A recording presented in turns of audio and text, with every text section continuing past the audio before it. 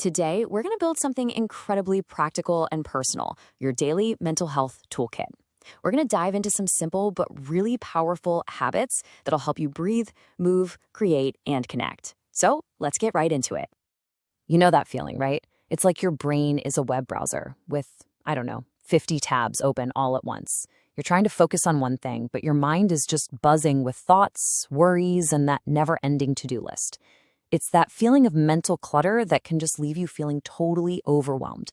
But the good news is it's a super common experience, and there are some really simple ways to manage it. So instead of thinking about this as some rigid set of rules you have to follow, let's frame it as building a personalized toolkit.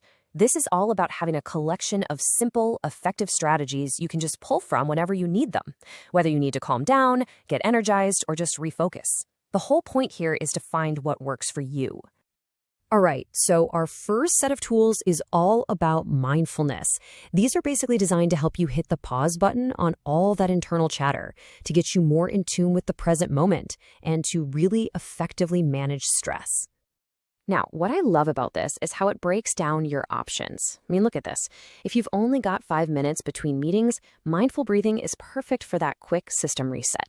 Got a little more time and you're feeling all that tension in your shoulders, a body scan is fantastic. And if you really just need to get out of your own head, mindful walking is an amazing way to ground yourself in your surroundings. And let's just look at how simple this actually is. You don't need any special equipment, nothing fancy.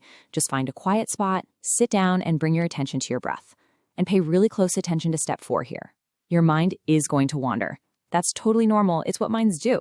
The real practice isn't about forcing an empty mind. It's about gently and without judgment, bringing your focus back over and over again. Okay, next up at our toolkit, getting physical. You know, we often separate mental and physical health in our minds, but they are so deeply connected. In fact, moving your body is one of the absolute most powerful things you can do for your mind. So what's the magic number? Well, a lot of research points to about 30 minutes of moderate exercise on most days. That seems to be the sweet spot for triggering the release of those great neurotransmitters, like endorphins and serotonin. You know, the ones that directly boost your mood. And it doesn't have to be some grueling workout either. For example, something as simple as a brisk walk or a light jog is a perfect way to get that heart rate up. It's accessible, it gets you outside, and it absolutely gets the job done. Or, hey, if you prefer something with a little less impact, swimming or cycling are fantastic options. They're way easier on the joints, but still give you a great cardiovascular workout.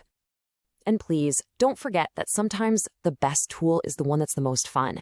Just putting on your favorite music and dancing around your kitchen is an incredible way to move your body and release that amazing flood of feel-good endorphins. And this is a great reminder about the importance of a balanced routine. To really round out your physical toolkit, try to mix in some strength training a couple of times a week to build resilience. And maybe consider something like yoga or Pilates, which are just amazing for both flexibility and for calming your entire nervous system. Okay, next section of our toolkit, let's talk about sharpening your focus. These are activities that are designed to really engage your brain, improve your cognitive function, and can even provide a kind of therapeutic release. So we can think about this in 2 different but totally complementary ways. On one side, you have creative expression, which is all about emotional release and processing your experiences. And on the other side, you have cognitive exercises, which are more like a direct workout for your focus and your memory. You really do need both. So for that creative part of your toolkit, this could be anything from journaling to doodling, maybe even picking up an old guitar. The key thing to remember here is that it's not about becoming a professional artist. The real value is in the process itself, the simple act of creating and expressing something. And for the cognitive side of things, you could read a book, do a crossword puzzle, or challenge yourself to learn something completely new, like a language or coding. Think of these as push-ups for your brain. They keep it sharp and engaged by building brand new neural pathways. And now for our final, and you could argue, most important category of tools. These are the practices that help us connect with other people and truly recharge our batteries. Because let's be honest, we can't do any of this alone. You know, building social connection into your life can be really simple. It can be a 15-minute call to a friend you haven't talked to in a while, or making a solid plan to spend some quality time with family. Or maybe it's joining a book club or volunteering. These actions actively build that support network we all need to thrive. I just love this way of putting it. Think of connection not as a luxury or a nice to have, but as an essential nutrient. just like food or water. It's really that fundamental to our mental health. And this is such a great way to visualize it. True self-care isn't just one thing. It's a balanced plate. It's about getting enough sleep, nourishing your body, practicing gratitude, actually making time for relaxation, and yeah, being mindful of how much time we spend staring at screens. They all work together. And hey, if you're looking for one high-impact tool to start with, this might be it. Taking just 5 minutes a day to either write down or just think about what you're grateful for can fundamentally shift your entire perspective. It literally trains your brain to scan for and focus on the good that's already in your life.